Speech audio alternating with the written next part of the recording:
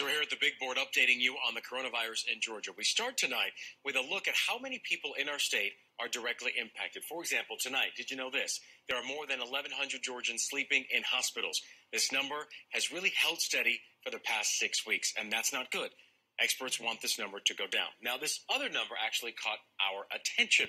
Our 7-day positivity rate now, 4.9%, one of the lowest numbers we've seen in weeks. So that is great news when it comes to COVID-19.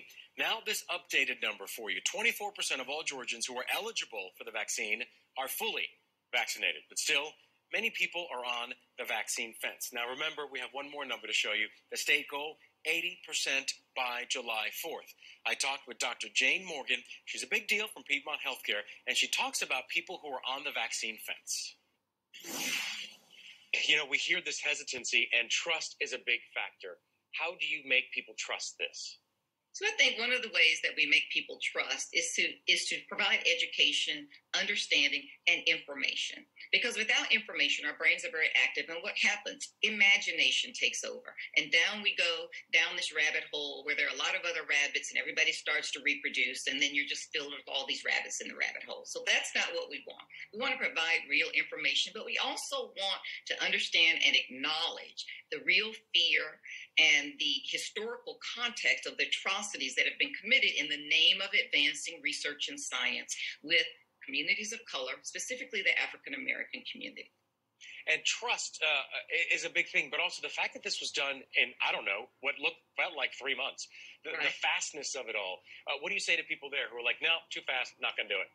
Yeah, so think about this. This is the SARS-CoV-2 virus, severe acute respiratory syndrome, coronavirus 2, so named because this is the second time that we've seen it. We initially saw our initial SARS outbreak in 2003. By and large, it was kept off of our shores. So 17 years transpired between 2003 and our first case here in the United States of 2020. In those 17 years, all the preclinical work was done.